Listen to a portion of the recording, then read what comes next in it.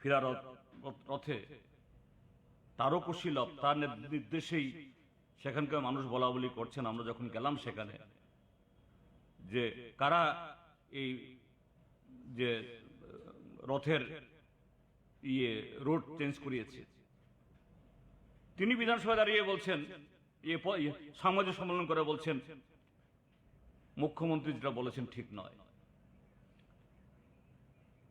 তো আমরা এই সবটা মিলিয়ে বলছি, প্রথমত যাত্রাপুর এই দুর্গা কুমার রাঙ্খলের এই মৃত্যু, সেখানে আদালত অসহায়ের মতো যে রায় দিয়েছেন, দিতে বাধ্য হয়েছেন তথ্য প্রমাণের অভাবে।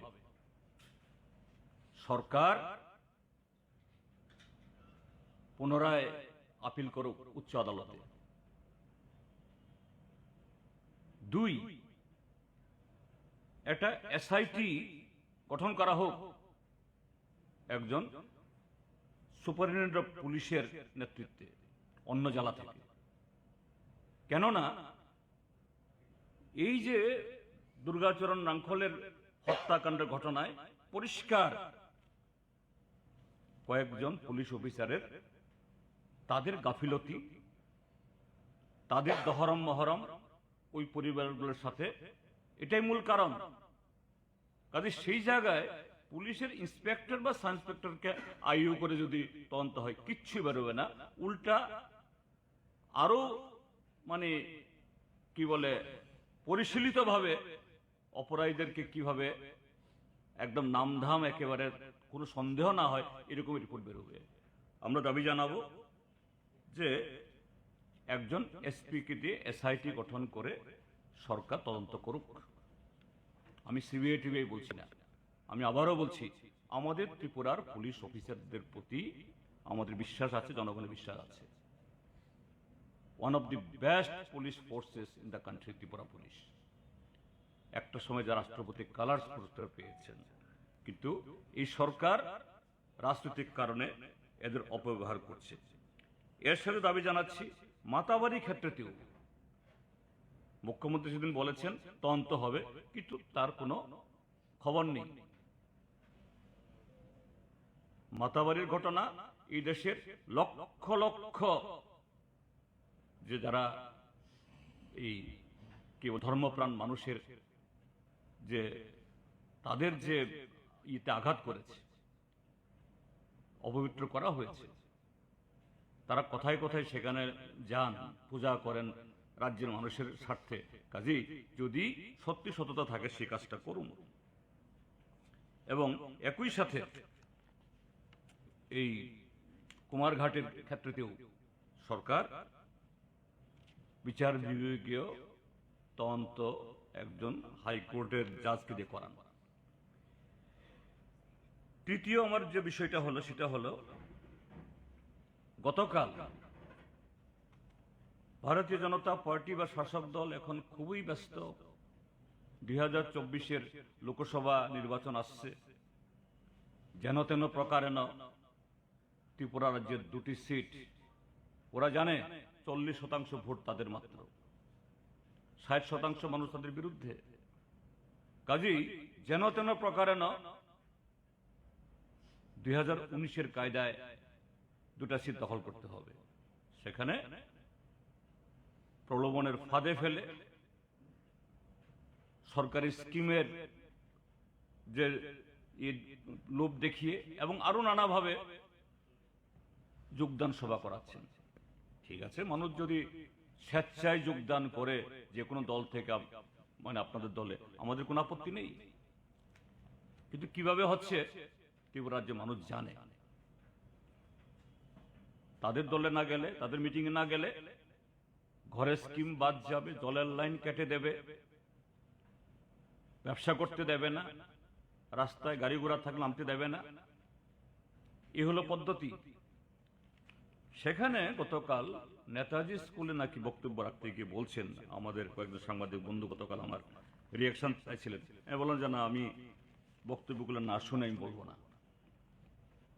সেখানে নাকি বলছেন পশ্চিম বাংলার পঞ্চায়েত নির্বাচনে যে দিন ডাকাতি হয়েছে,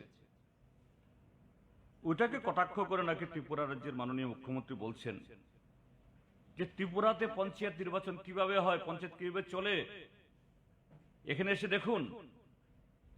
আমি বলবো মাননীয় মুখ্যমন্ত্রী বা ভারতীয় জনতা পার্টি নেতা নেত্রীদের একটু তো শরম করতে হয়, একটু তো লজ্জা থাকতে হয়। এখানে পঞ্চায়েত নির্বাচনে 96% আসনে বিনা প্রতিদ্বন্দ্বিতায় তারা সিট দখল করেছে। গত বিধানসভা ভোটের ফলাফল কি বলে ত্রিপুরার যে কোন একটা রাজনৈতিক দল এবং সেই দল যদি বিজেপি হয় তাদের 96% এইভাবে জেতার ক্ষমতা আছে? হ্যাঁ, পশ্চিম বাংলা মমতা ব্যানার্জি যা করছেন অতি নিন্দনীয়। সারা দেশ এবার প্রত্যক্ষ করেছে, তার বিরুদ্ধে পশ্চিম বাংলাতে প্রতিরোধ হয়েছে। কিন্তু তারপরেও যেহেতু সরকারি ক্ষমতা অব্যবহার করেছে এবং নপুংসক যে নির্বাচন কমিশনকে দিয়ে এখানে যা করেছে, কিন্তু এখানকার যে ওই একটা বাংলাতে প্রবাদ আছে, চালন নাকে সুচকে বলে দেখো তোমার ছিদ্র, তোমার চেয়ে আমার কত ছিদ্র, কত ছোট। তো ত্রিপুরা রাজ্যের সাথে পশ্চিমবাংলা অর্থাৎ বিজেপির সাথে এই তৃণমূলের সুচ আর চালনের এই তুলনা হয়। কাজেই একটু শরম থাকা দরকার। এইভাবে কথা বলার আগে একটু বলুন, এসব না বললেই ভালো। চতুর্থ আর একটা বিষয় আমি বলতে চাই আপনাদের সামনে। সেদিন একেবারে বিধানসভার অন্তিম লগ্নে যখন আমাদের পরিষদীয় মন্ত্রী, বরিষ্ঠ মন্ত্রী মাননীয় রতনলাল নাথ আমাদের রাজ্যে গণতন্ত্রের মহিমা বোঝাতে চেষ্টা করছিলেন, সবকা সাথ, সবকা বিকাশ, সবকা বিশ্বাস, গণতন্ত্রের অপার ভূমি। তাদের নেতা দেশের প্রধানমন্ত্রী বিদেশে গিয়ে বলেন India is the mother of democracy. আমি বললাম তা যদি হয়ে থাকে, এই ত্রিপুরা রাজ্যের মধ্যে সরকারি কোনো প্রকল্প উদ্বোধন হয় বা সরকারি জনগণের টাকায় কোনো প্রোগ্রাম হয়, সেখানে বিরোধী দলের এমএলএরা আমন্ত্রণ পান না, গেলেও মর্যাদা পান না। তখন পরিষদীয় দলতা বলছেন যে না, আমার এখানে তো করা হয়। বললো ঠিক আছে, আপনাদের করা হয়ে থাকলে তো খুব ভালো, আপনি খুব ভালো মানুষ, কিন্তু কোথায় হয়? বলে সব জায়গাতে হয়। 13 তারিখের পর দিনে 14 তারিখ সাবরুমে বামপন্থী ফ্রন্ট এবং বামপন্থী ফ্রন্ট সরকারের দীর্ঘ লড়াইয়ের ফলে যে মৈত্রী সেতু এই উত্তর পূর্বাঞ্চলের অন্যতম গর্ব হিসাবে মাথা তুলে দাঁড়াচ্ছে, ওইখানে একটা প্রোগ্রাম করেছে সরকারের উদ্যোগে, জেলা প্রশাসনের উদ্যোগে। মাননীয় মুখ্যমন্ত্রী গেছেন এবং আরো অনেক এমএলএ কে নিয়ে গেছেন। কিন্তু আমি জিতেন্দ্র চৌধুরী হলাম সেই বিধানসভা কেন্দ্রের প্রতিনিধি। ওই অনুষ্ঠানে বিলুনিয়া রাজনগরের এমএলএ আমন্ত্রিত, শান্তির বাজারের এমএলএ আমন্ত্রিত, আগরতলা থেকে তাদের নেতা নেত্রীরা আমন্ত্রিত, কিন্তু সাবরুমের বিধায়ক জিতেন্দ্র চৌধুরী আমন্ত্রিত না। গণতন্ত্রের অপার মহিমা। কাজে এই বিষয়গুলি আমি তুলে ধরলাম এই কারণে, এটা সরকারের তাদের অপদার্থতা, তাদের এই গণতন্ত্রের প্রতি অশ্রদ্ধা, এই কারণে তাদেরকে নিন্দা মন্দ করার জন্য। আমরা বিধানসভাতে বলেছি আমরা বিরোধী, এই বিরোধিতা শুধু বিরোধিতার জন্য। রাজ্যের সার্বিক বিকাশে নানাভাবে জনগণের মঙ্গল হেতু সরকারকে সহযোগিতা করা, সরকারের ভুল ধরিয়ে দেওয়া, এটা আমরা আমাদের নৈতিক কর্তব্য। কাজে আজকেও আমি এখানে বলছি যে আইন শৃঙ্খলার অবনতি যেভাবে ঘটছে, আমাদের বেস্ট পুলিশ অফিসারদের পঙ্গু করে রেখে যেভাবে আইন শৃঙ্খলাকে মাফিয়াদের হাতে ছেড়ে দেওয়া হচ্ছে, আদালতে অব্দি এইভাবে মাননীয় আদালতকে মন্তব্য করতে হচ্ছে, এ থেকে ত্রিপুরাকে রক্ষা করুন। এনসিআরবি রিপোর্টে যেভাবে আসছে, সারা দেশের কাছে ত্রিপুরার মাথা হেঁট হয়ে যাচ্ছে। এ থেকে ত্রিপুরার এই পাপ গলা মুচার ব্যবস্থা করুন। এই জন্য বলছি যে কতগুলি দাবি, দুর্গা কুমার আঙ্কলের ঘটনায় একজন এসপি কে দিয়ে তদন্ত করান, আর যে সমস্ত পুলিশ অফিসাররা সেদিন যাত্রাপুর থানা, ওই কলমচোরা এসব জায়গাতে ছিল, এখন ওই পদে বা প্রমোশন পেয়ে সুনামরাবাদ এই সিপাহীজলা মহকুমাতে আছেন, এদেরকে এখান থেকে সরিয়ে দিন। কারণ এরা থাকলে সেখানে এই তদন্তে তারা আবার হস্তক্ষেপ করবে। কারণ এদের সাথে শাসক দলের যারা এই মহিরুহদের সাথে এদের এক পাতে ওরা খায়, কাজে এইভাবে হবে না। এই বিষয়গুলি বলার জন্য আজকে আপনাদেরকে ডেকেছি। আপনাদেরকে ধন্যবাদ, আপনারা এই দুপুর সময়তে এখানে এসেছেন।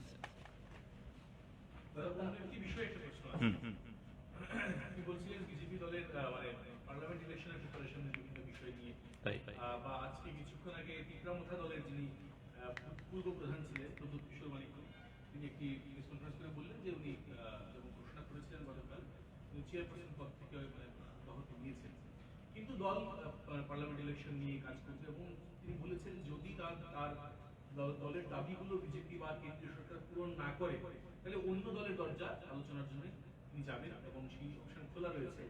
এবং এই প্রসঙ্গে আপনার রিঅ্যাকশন কি, আপনার দলের প্রিপারেশন? দেখুন, ত্রিপুরা মথা একটা স্বতন্ত্র দল, ইন্ডিপেন্ডেন্ট দল, তাদের যে কোনো রাজনৈতিক সিদ্ধান্ত নেয়ার তাদের নিজস্ব যে অধিকার রয়েছে। আর দলের ক্ষেত্রে তো সাংগঠনিকভাবে তারা কাকে চেয়ারম্যান করবেন, কাকে প্রেসিডেন্ট করবেন, এটা তাদের নিজস্ব ব্যাপার, এখানে আমার বলার কিছু নেই। কিন্তু এইটুকু বলবো, আমরা যে কোনো রাজনৈতিক দল আমরা জনগণের কাছে দায়বদ্ধ যে এক একটা সময়তে নতুন নতুন কথা বলে আমরা এটা হলে বিরোধীদের সাথে আলোচনা করব, বিরোধীদের সাথে বসবো, এইভাবে বললে হয় না। There must be some principle in the politics because we are accountable to the people of this country, of this state. এই যে আমি কথাগুলি বললাম, ত্রিপুরার যে সরকার আইন শৃঙ্খলার দিক থেকে, অর্থনৈতিক দিক থেকে, কর্মসংস্থানের দিক থেকে, গণতান্ত্রিক এর দিক থেকে এই যে একটা চরম একটা অরাজকতা ত্রিপুরা যে কায়েম করেছে, এই ক্ষেত্রেতে যে আমি আবারও বলছি, এজ এন পলিটিক্যাল পার্টি আমরা সিপিআইএম বা মথা বা অন্য দল, they are independent, but equally simultaneously we are accountable also. কাজে এই ক্ষেত্রেতে আমাদের এই ভুল পদক্ষেপের কারণে আজকে ভারতীয় জনতা পার্টি, যারা গণতন্ত্রের প্রতি বিন্দুমাত্র শ্রদ্ধা নেই, দুর্নীতি হলো যাদের নীতি, আজকে তারা এইভাবে 40 লক্ষ মানুষের যে ঘাড়ের উপর বসে আজকে এরা এই রাজ্যটাকে শ্মশানে পরিণত করছে। কাজেই I would humbly request to Tripura Motha that you are in different time, you are releasing or you are that is committing or you are giving so many sermons or so many of your the political programs you are unleashing, but please for the sake of safe, safety and development of the state, you must maintain and follow some principle. আমি কথা বলবো না, এটা তাদের দলের ব্যাপার। আমি আমার যেহেতু social media it is open to all, I had also opportunity to watch or to see to listen some of the speeches of the Motha's leaders, MLS, in their plenary meeting in Kumulum held yesterday and day before yesterday. কাজেই আমরা যদি ভুল করি কেউ মানুষ ক্ষমা করবে না, এবং মথাও যদি ভালো কাজ করে মানুষ তাদেরকে আরো বেশি সমর্থন করবে, কিন্তু মথা যদি সেভাবে করে এটা দলের ভেতর থেকে এগুলি চলে আসছে। কাজেই এই সমস্ত নতুন নতুন কথা না বলে যে শত্রু, enemy is enemy, political enemy, ব্যক্তিগত এনিমি না, নট পার্সোনাল এনিমি, পলিটিক্যাল এনিমির বিরুদ্ধে ডাইরেক্টলি, ট্রান্সপারেন্টলি, এমফাটিক্যালি বলতে হবে। এইভাবে এক এক সময় একটা কথা বলা, that will be suicidal for the people and for the individual also. Will there be any attempt for uniting the opposition, because at the central level there is an effort to unite the opposition party against? No, you are, see, we have been always advocating that to minimize the BJP's vote and maximize the anti-BJP vote. We have been appealing from day one, each and every day, to all secular and democratic forces. ভুল হতে পারে একবার, কিন্তু বারবার যে ভুল হলে so এটা কি হবে, you will also be accounted. ওই এনিমিদেরই একজন, অর্থাৎ এনিমি মিনস আমি পার্সোনাল এনিমি বলছি না, পলিটিক্যাল এনিমি, পিপলস এনিমি। কাজেই সামনে যে লোকসভা নির্বাচন is very crucial. Before that Dhanpur by election also very crucial for the health of the democracy, for the health of the politics in the state. কাজে এই জায়গায় যদি পলিটিক্যাল পার্টিকুলার যারা বলছেন আমরা জনগণের জন্য, ডেমোক্রেসির জন্য, তাদের সেই পিভটাল রোল প্লে করার সুযোগ রয়েছে এবং সেই রোল প্লে করতে হবে। Will your party take a role in uniting all these parties? Will you take a role? That is role means that not calling anyone, role means not writing to anyone. You and me, everyone, we have been witnessing who is doing what, who is ruining the causes of the people in the state. They are the BJP. So, to contain the BJP, we have been appealing to all democratic forces. It does not require to personally give a call to anybody else, to write anybody else. It is the moral responsibility of any peace-loving, any democracy-loving, any right-thinking people, including the political parties and their leaders. For example, sir, before the General Assembly election this year, your party had given an open call to all the non-BJP parties to come together. It also appealed to Congress and Motha, and later on Congress also paired up with the same appeals from Congress. So before the parliament elections, will we see such kind of opposition bandwagon? No, at the national level there has been some initiatives, so there our leaders also involved there. So that's why it does suffice that since our leaders they are engaged in this dialogue, in this process. So separately here in Tripura we didn't think so that at this moment, of course sometimes it will be required from our end also, but at this moment still we have not yet had any initiative to that. So the NCRB report that the Chief Minister had presented in the House, so but your report speaks just the reverse.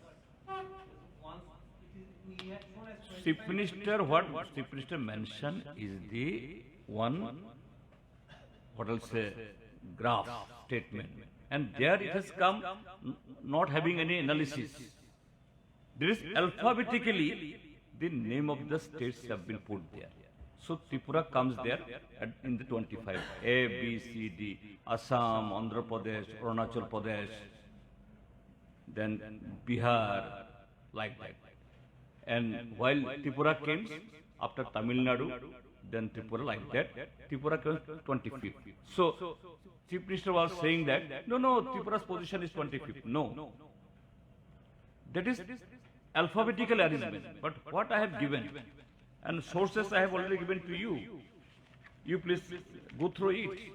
69th report of the NCRB, which have been published in the month of August 2022. And saying that report of the NCRB, it has been compiled by the Adda,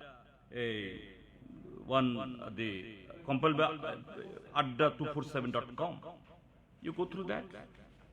So if there is any flaw, if there is any intentional, any figures have been put to malign any political party or any state, that's party, the state or Ministry of Home Affairs can challenge against this website, web portal. But fifth, Tripura's position fifth, I have given the copy to everyone, to you. Tripura's position in overall is fifth, and they are first in the drug trafficking. In the NCRB report, it is not my report, not Jitendra Chaudhary's report. So, okay. Thank you.